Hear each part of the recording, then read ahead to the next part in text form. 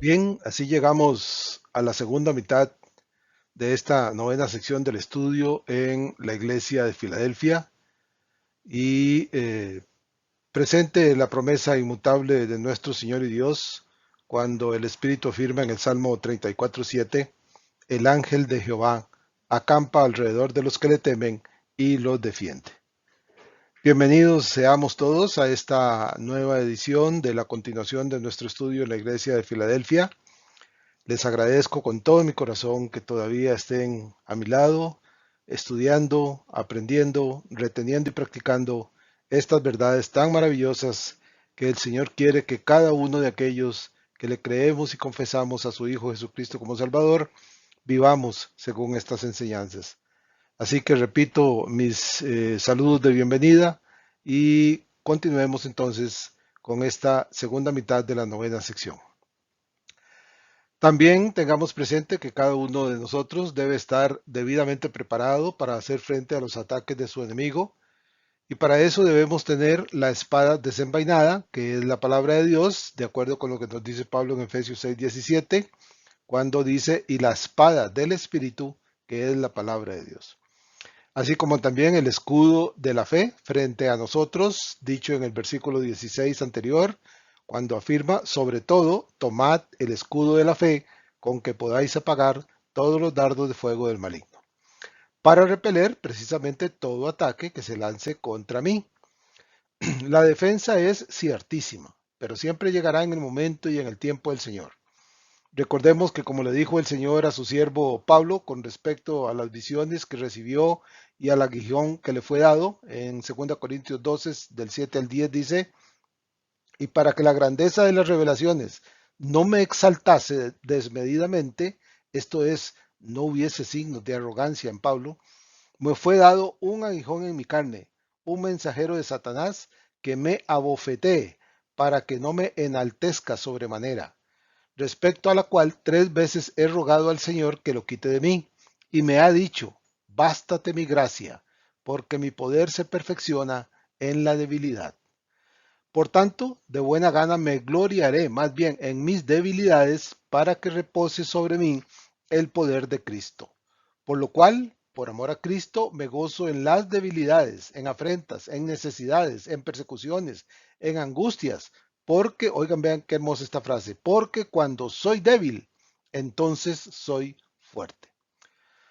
El ángel de Dios siempre estará a la par del Hijo de Dios y cuando el siervo es atacado por sus enemigos, el ángel sabe el momento exacto en que debe intervenir en favor de su defendido.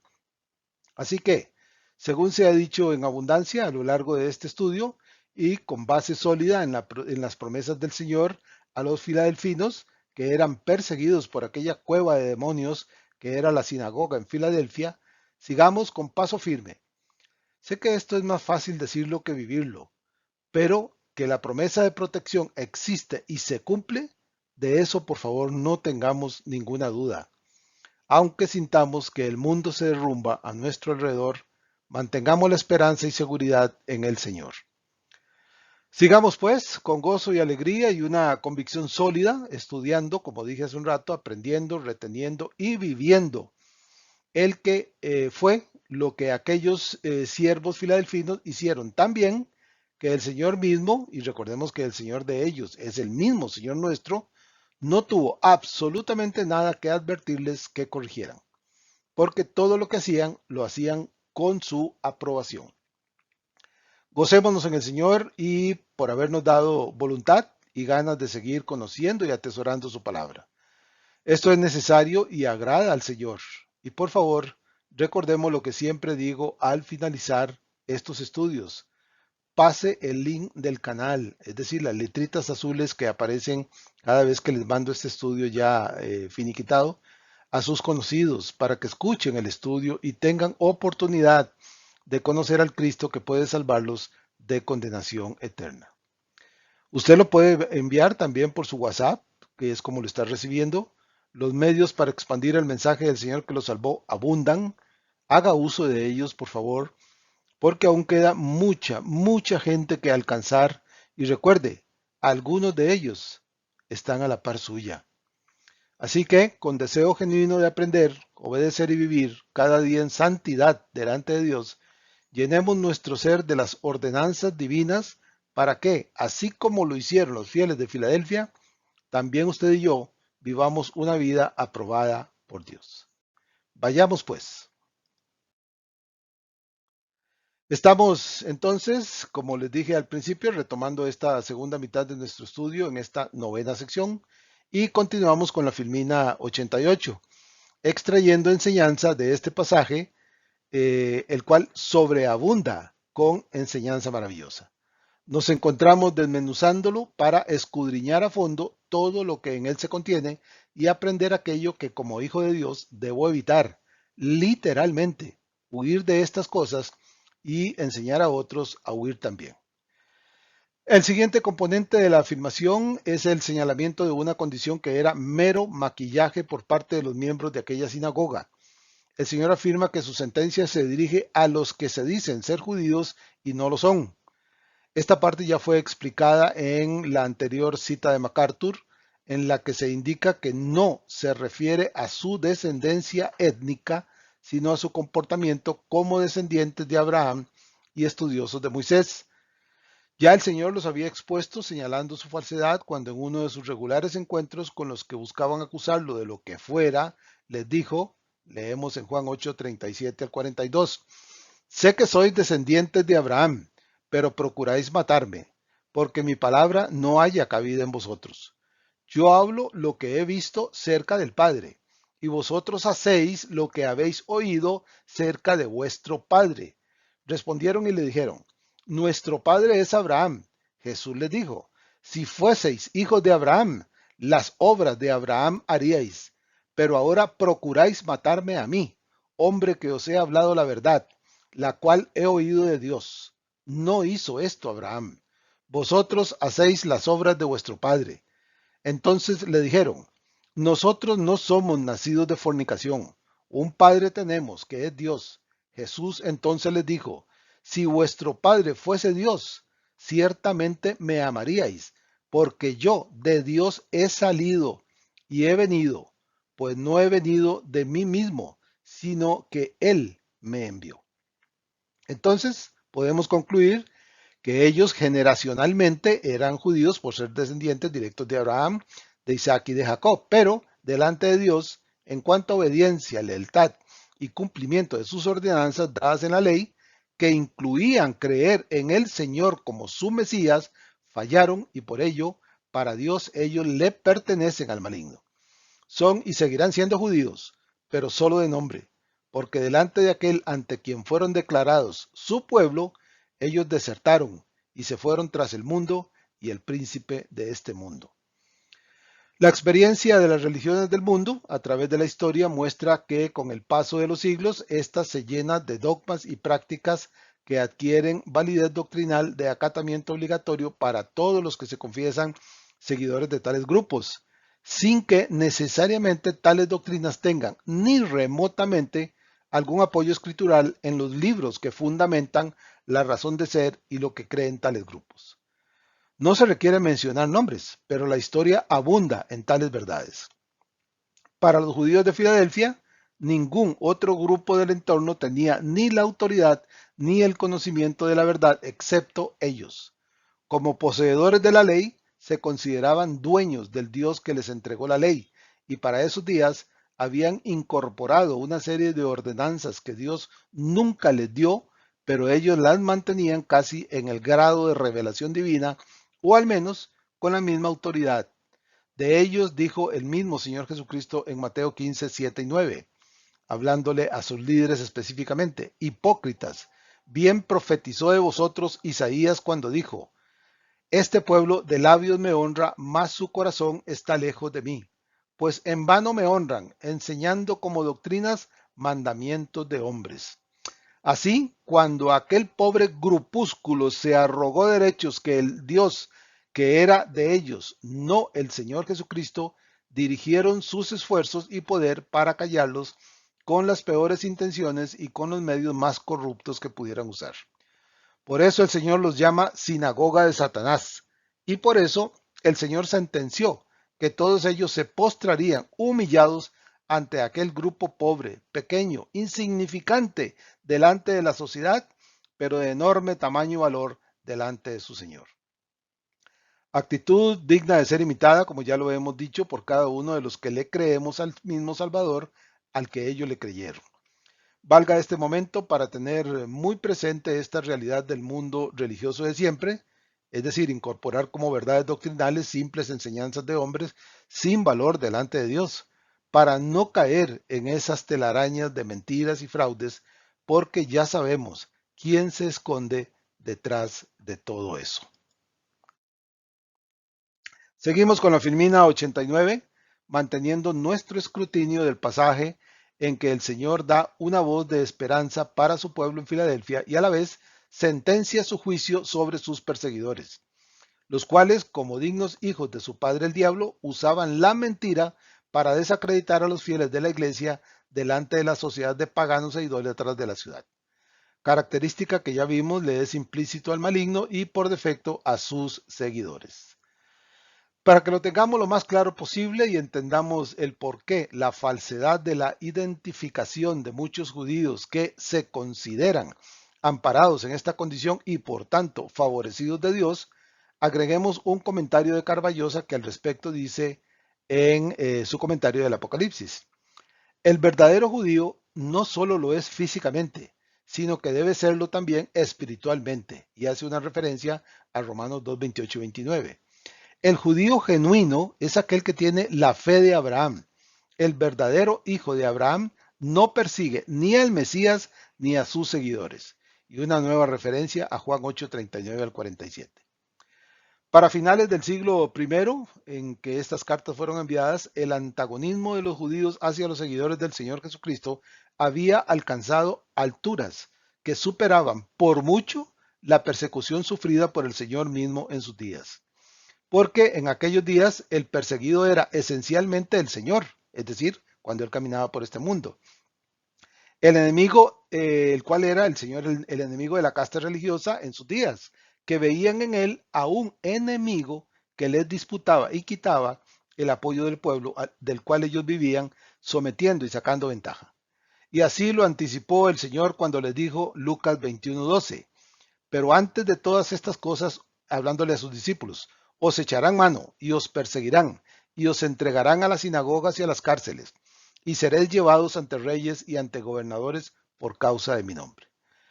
Con el paso de los años, conforme la fe en Cristo se fue extendiendo por el Imperio Romano, por acciones como la del apóstol Pablo y sus compañeros, el peligro que los líderes religiosos veían en Jesús y luego en sus seguidores salió de las fronteras de Israel y alcanzó los pueblos donde los judíos de la diáspora habían hecho su hogar, reuniéndose en sinagogas.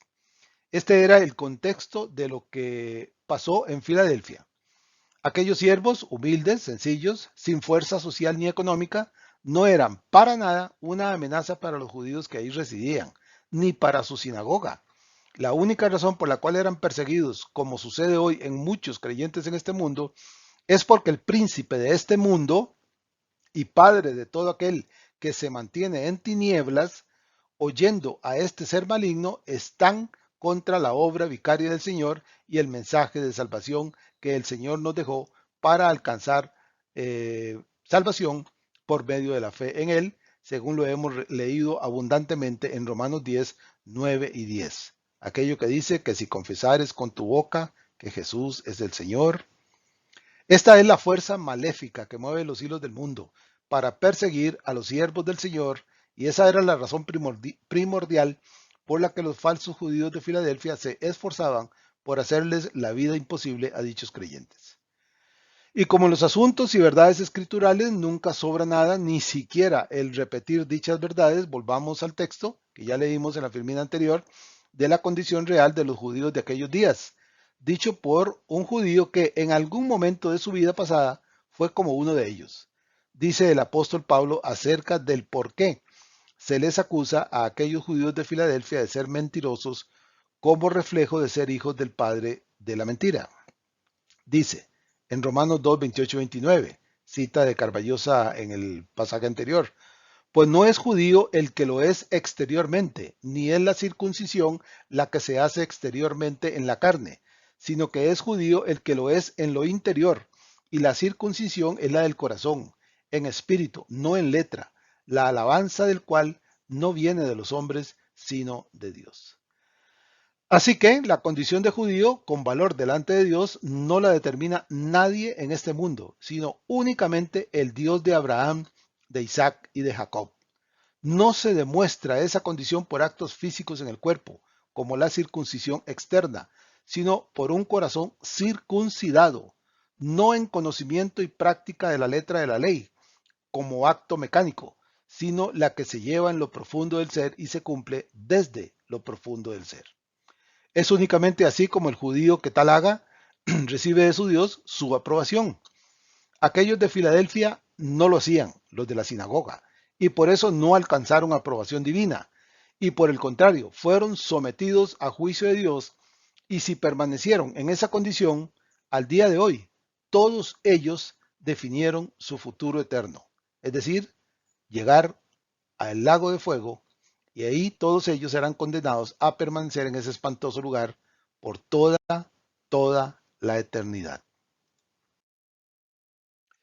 Sigamos y llegamos a la Filmina 90 y nos mantenemos en este pasaje, reflejo del mundo en todo tiempo, en el que siendo todos ellos seguidores del maligno, consciente o inconscientemente, y sin que ignorarlo los haga menos culpables, continuamos buscando y hallando en este pasaje una llamada de alerta para estar vigilando día con día, porque el enemigo usará lo que sea para hacernos tropezar y convertirnos en motivo de burla y risas delante de quienes nos rodean. Entonces concluimos con verdad que la razón de la sentencia divina a estos judíos fue por perseguir a los siervos del Señor. En cuanto a esto debemos tener por entendido que dichos juicios entonces y hoy no tienen que ser ejecutados por el Señor en los perseguidores en los días de los siervos que eran perseguidos y ellos ser testigos presenciales o que se puedan dar según los propósitos divinos, claro que pueden darse, pero no será para satisfacer algún deseo de revancha del siervo, sino únicamente para que la justicia de Dios se cumpla en el momento preciso en que Él así lo haya determinado. Así, cuando en la segunda parte de este pasaje el Señor afirma que estos judíos llegarían ante la iglesia fiel, postrados y humillados delante de ella, reconociendo que el Señor en el que ellos creían verdaderamente los amaba, esto pudo suceder ya sea durante la generación que recibió la carta o en la generación siguiente, según los tiempos del Señor. De lo que sí podemos tener absoluta seguridad es que tal sentencia se cumplió en toda la regla. Este comportamiento divino solo se ejecuta según la soberana voluntad de Dios y en el momento en que tal voluntad debe ser manifestada. Recordemos lo que el Señor afirma sobre sus juicios, Romanos 12:9. No os venguéis vosotros mismos, amados míos, sino dejad lugar a la ira de Dios, porque escrito está, mía es la venganza, yo pagaré, dice el Señor. Y en cuanto a usted y a mí, dice el Señor de seguido, Romanos 12 del 20 al 21. Así que, si tu enemigo tuviere hambre, dale de comer. Si tuviere sed, dale de beber, pues haciendo esto, ascuas de fuego amontonarás sobre su cabeza, es decir, le causará vergüenza tu respuesta a la actitud de ellos. Sigue Pablo y dice, no seas vencido de lo malo, sino vence con el bien el mal. El problema mayor de Israel desde hace unos 2000 años es la insistencia de sus líderes religiosos en todos los tiempos y desde entonces, llamados rabinos hoy en día, en negarse en reconocer al Señor Jesús como el Mesías que les fue prometido por su Dios. Y por defecto, el pueblo cree en lo que ellos afirman y también lo rechazan. Pero si Israel verdaderamente viviera según lo señala la ley, esto es, en lo interior, que señala Pablo en Romanos 2:28, entonces llegarían a conocer y creer en el Mesías y serían salvos.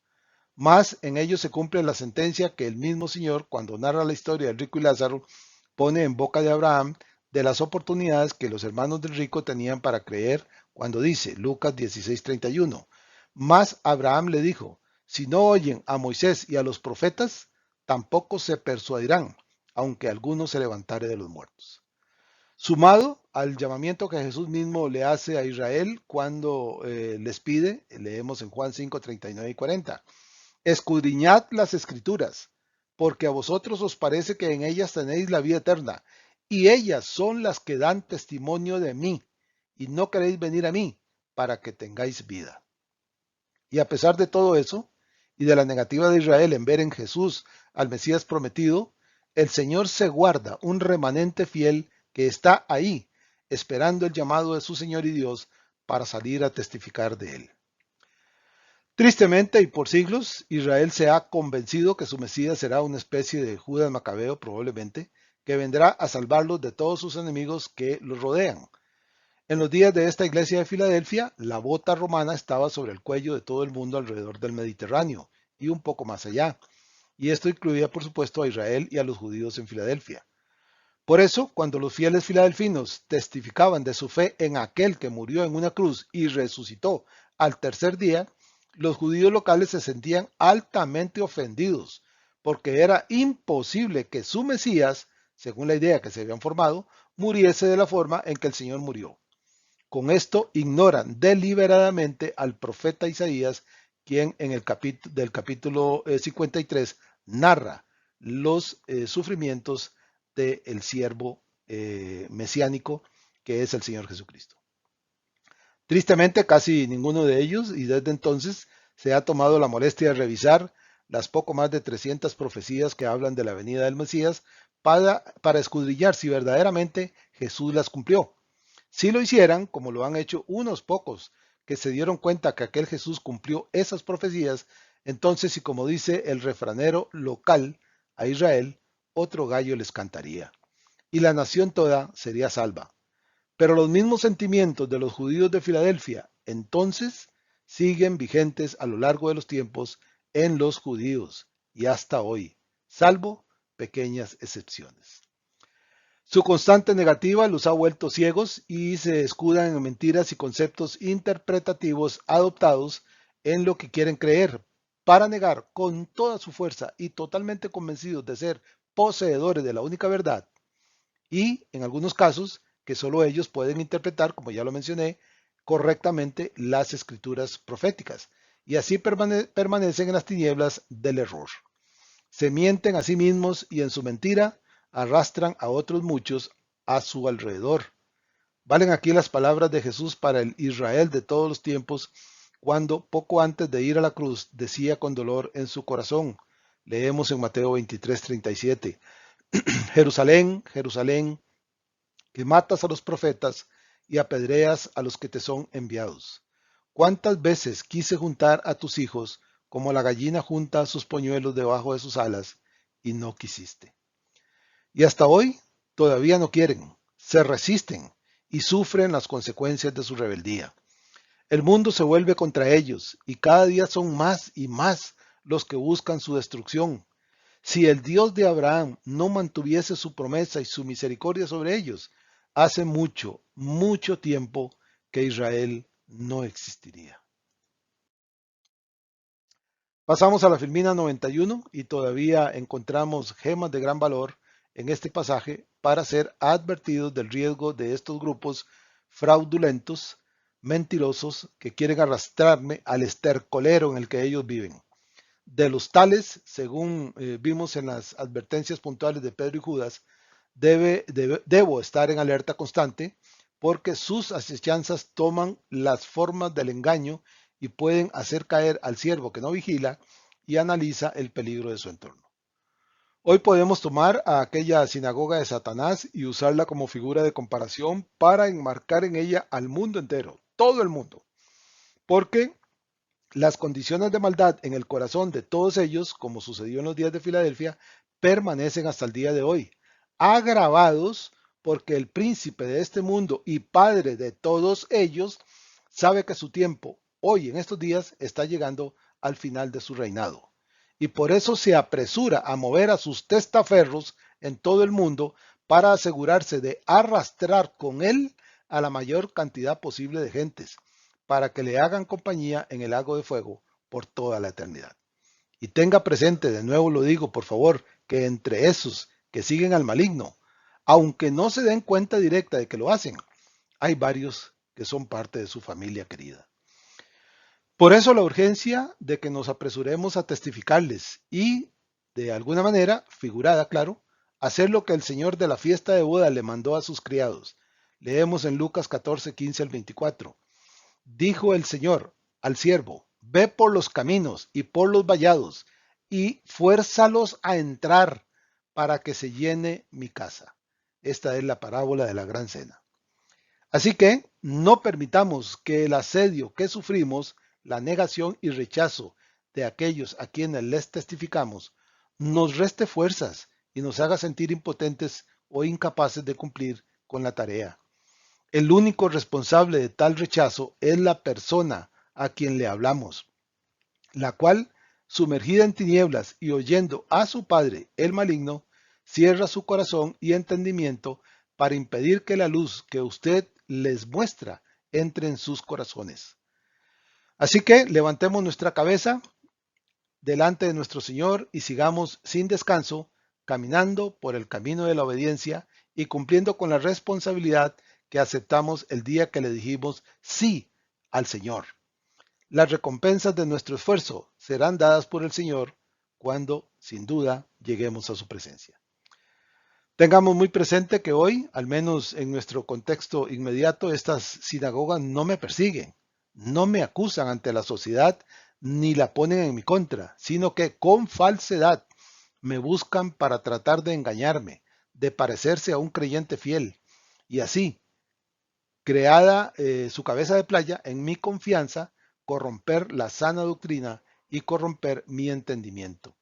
Y esas sinagogas de hoy toman todas las formas que sean útiles para engañar a los creyentes y siempre, siempre dichas formas están revestidas de hipocresía, de engaño y de las peores intenciones, porque algunos de ellos ni siquiera son conscientes de que son instrumentos del maligno, pero son parte de él. Por todo esto, sigamos el consejo del Señor cuando se nos manda, Marcos 14:38. Velad y orad para que no entréis en tentación. El espíritu de la verdad está dispuesto, pero la carne es débil. Velemos pues porque, recuerde, estamos en el campo del enemigo y él no perderá ni una sola oportunidad para arrastrarnos en su mentira si le damos esa oportunidad, por pequeña que sea. Bien, ya casi estamos concluyendo y nos detenemos en la filbina número 92, alabando al Señor que conforme a su promesa, dicha y leída anteriormente en Mateo 28:20, y aquí yo estoy con vosotros todos los días hasta el fin del mundo. Amén. Acude en defensa de los suyos, proveyéndolos de protección cuando la maldad de sus enemigos supera las fuerzas del siervo. Queda muy claro en esta afirmación divina para los siervos de Filadelfia que esta respuesta del Señor de la iglesia en favor de ellos fue una respuesta y recompensa inmediata ante el peligro que los acechaba. Y que, así como con ellos, el siervo fiel y diligente tendrá la ayuda de su Señor cuando el enemigo lo supere y quiera derribarlo. Tal cosa nunca sucederá sin el permiso del Señor de la iglesia. Y estos permisos del Señor son muy pocos, muy pocos, y únicamente se dan cuando los propósitos de Dios así lo determinan. Recordemos el caso de Job en los capítulos 1 y 2 de su libro y el caso de Pedro que podemos leer en Lucas 22, 31 y 32. Por supuesto que siendo la promesa divina un hecho ciertísimo, como ya lo vimos en Mateo 28, 20, la ayuda del Señor no debe el siervo fiel darla por un hecho y asumir riesgos innecesarios sin antes consultar con su Señor para que lo dirija en sus caminos. Debemos recordar constantemente que el Señor mismo afirma por medio de su profeta cuando dice en Isaías 55:8, porque mis pensamientos no son vuestros pensamientos, ni vuestros caminos mis caminos, dijo Jehová. Como son más altos los cielos que la tierra, así son mis caminos, más altos que vuestros caminos, y mis pensamientos más que vuestros pensamientos. Así que, ya que esos caminos eternos son desconocidos para todos, incluso para los creyentes, si en algún momento la situación del ataque del enemigo nos supera, no pensemos que Dios se olvidó de nosotros, sino que sus caminos van más allá de ese momento, buscando cumplir un propósito mayor tanto en el tiempo como en la distancia. Al final, indistintamente del resultado inmediato de la situación que nos rodee, usted y yo seremos más que vencedores en aquel a quien servimos. Y aunque nuestro corazón desfallezca y sintamos que nos quedamos sin fuerzas, siempre, siempre estará a nuestro lado la mano del Señor para sostenernos y levantarnos en victoria. Y la prueba irrefutable de esta verdad la estamos viviendo en las palabras del Señor a los fieles en Filadelfia, que veremos en el versículo siguiente. En cuanto al creyente, tiene certeza que todo aquel que lo persiga caerá y será destruido en esta vida o en la otra. Para este momento ya debe darnos por entendido que los actos del Señor en contra de nuestros perseguidores nunca deben ser vistos como venganza del siervo sobre sus perseguidores. En la Sagrada Escritura podemos ver algunos casos en los que el siervo del Señor fue perseguido por sus enemigos y maltratado, pero cuando Dios intervino, aquellos malvados fueron castigados por Dios y el siervo afrentado lo vio, y no para que éste se regocije, sino para que aquellos que rodeaban al siervo y vieron su afrenta, también vieran que la mano de Dios estaba en favor de ese siervo y los impíos cayeron bajo la mano de Dios. De esos casos conocemos varios profetas de Dios, como Moisés, Daniel, Jeremías y otros, los cuales les dejo la tarea de buscarlos en la palabra de Dios. En la seguridad de esta verdad vivieron los fieles filadelfinos que, aunque no hubiesen visto el cumplimiento de las palabras de su Señor, de hacer que aquellos judíos se postraran ante ella y reconocieron que Dios estaba con ellos, ya dicho, pudo suceder en la generación que recibió la carta o en la siguiente. Aquellos fieles sabían que en su tiempo o cuando el Señor lo determinara, tal juicio se cumpliría indefectiblemente. En este caso, aquí también se cumple la definición de fe que afirma Hebreos 11.1. Es pues la fe la certeza de lo que se espera, la convicción de lo que no se ve. El siervo fiel sabe y está convencido que todo aquello que su Señor le promete, sean promesas de salvación y gozo eterno en su presencia, o juicio para los impíos que los persiguen, incluso el maligno y sus demonios, se cumplirán, aunque en el caso de los juicios de condenación, él no sea testigo presencial. Basta en estos casos la promesa divina de que él lo hará. Así que, en la firmeza del cumplimiento exacto de todo aquello sobre lo que Dios emite sentencia, ya sea de salvación o condenación, damos por un hecho que éstas se cumplirán para gozo del siervo fiel o para horror de los enemigos del creyente. Entonces, tal respuesta, la que el Señor dio a los siervos de Filadelfia, es la misma que nos da a sus siervos hoy, es decir, a ustedes y a mí. Y ya que el mundo está infestado de malvados y practicantes constantes de toda forma de maldad, corrupción y perversión, esta persecución a la iglesia de Filadelfia por aquella sinagoga de Satanás es un llamado de alerta, porque los que son como ellos hoy sobreabundan a nuestro alrededor. De nuevo, recordemos el llamado del Señor en Mateo 26:41. Velad y orad. El espíritu de la verdad está dispuesto, pero la carne es débil. Bien, así llegamos al final del estudio de hoy, manteniendo presente la promesa citada al principio, inmutable como es, dada por el Señor y Dios, cuando el Espíritu afirma, Salmo 34:7, el ángel de Jehová acampa alrededor de los que temen y los defiende. Concluyamos entonces y gocémonos en el Señor por habernos dado voluntad y ganas de seguir conociendo y atesorando su palabra. Esto es necesario y agrada al Señor. Y por favor, de nuevo, si bien es cierto, cada uno de nosotros somos los primeros en alimentarnos de la palabra de Dios, dicho alimento debe ser compartido con tantos otros como sea posible, especialmente los que están bajo mi techo y que todavía se resisten a la luz del Señor con la que queremos alumbrarlos. Recordemos lo que siempre digo al finalizar estos estudios, por favor pase el link del canal es decir, las letritas azules, recuerde, a sus conocidos para que escuchen el estudio y tengan oportunidad de conocer al Cristo que puede salvarlos de la condenación eterna. También recuerde que además de este canal, el estudio está en el podcast de Apple, en Amazon y en Spotify. Y usted los puede enviar también por su WhatsApp. Los medios para expandir el mensaje del Señor abundan, abundan y abundan. Haga uso de ellos porque aún queda mucha gente, como lo dije hace un rato, mucha gente que alcanzar. Y recuerde, de nuevo lo repito, que algunos de ellos son sus seres más queridos. Dios los guarde y con su bendición y gracia nos estaríamos escuchando prontamente.